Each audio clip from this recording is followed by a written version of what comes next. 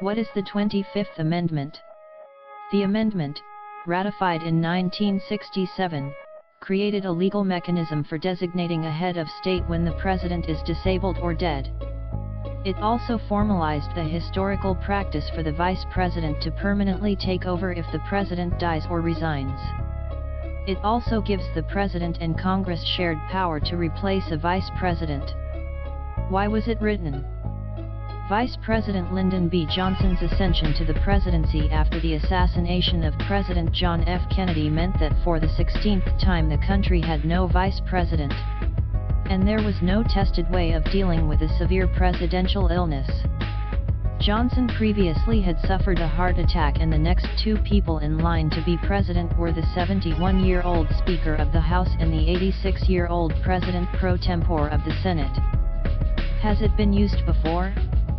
Gerald Ford followed the first two sections of the amendment when becoming Richard Nixon's vice president after Spiro Agnew resigned, and when becoming president after Nixon's resignation. The amendment's third section, which allows for a president to temporarily cede power and duties to a vice president, was used once after Ronald Reagan was shot and twice when George W. Bush underwent surgery under general anesthesia. The fourth section, a process for removing a president when others believe he is unable to discharge the powers and duties of his office, has never been used. Why is it being talked about now?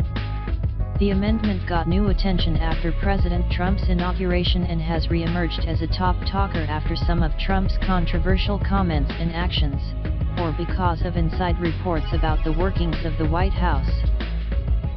Last year, Trump triggered questions about his stability when he tweeted he has a bigger nuclear button than Kim Jong-un of North Korea.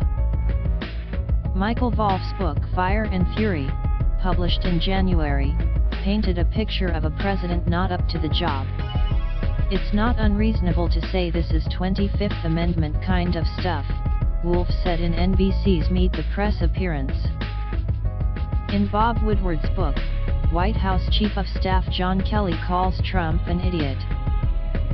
It's pointless to try to convince him of anything, Kelly said, according to the Washington Post's account of Woodward's book. He's gone off the rails. We're in crazy town. Multiple White House officials, including the president himself, are denying accounts of dysfunction detailed in an upcoming book by journalist Bob Woodward. Fear describes what Woodward calls a nervous breakdown within the administration. It's based on interviews with top officials. The book is being published later this month by Simon & Schuster, a division of CBS. CBS News national security correspondent David Martin spoke to Woodward and has more. White House Chief of Staff John Kelly said of President Trump, "He's an idiot. It's pointless to try to convince him of anything. He's gone off the rails. We're in crazy town." Defense Secretary James Mattis told close associates his commander-in-chief acted like and had the understanding of a fifth or sixth grader. Late today, Kelly and Mattis denied the comments, but the book is filled with derogatory descriptions of the president by senior advisors.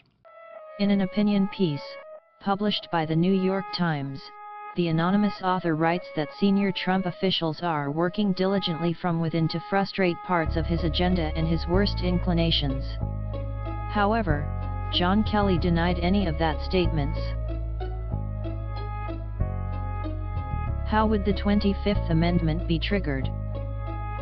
The vice president and a majority of the cabinet could declare the president unable to discharge the powers and duties of his office. If the president disputes that determination, 2/3 of both the House and the Senate must vote to put the vice president in charge. In addition, lawmakers can designate an alternative group other than the cabinet that the vice president could work with to declare a president unable to serve. Is it likely to be used? The anonymous senior official who wrote the opinion piece said there were early whispers within the cabinet of invoking the 25th Amendment. But no one wanted to precipitate a constitutional crisis, the author added.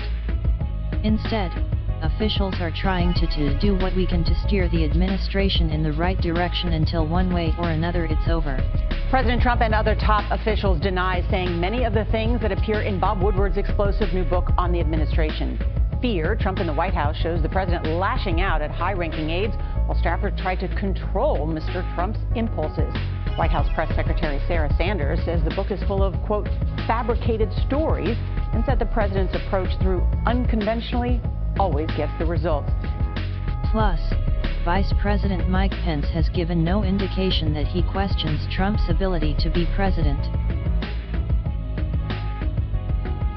Is the amendment clear on what qualifies as an inability to serve? No.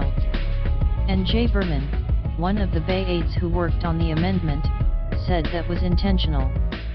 It didn't settle the issue of what it is, he said in an interview. It provided a mechanism for addressing the issue. And that's why Trump should be worried about the 25th Amendment.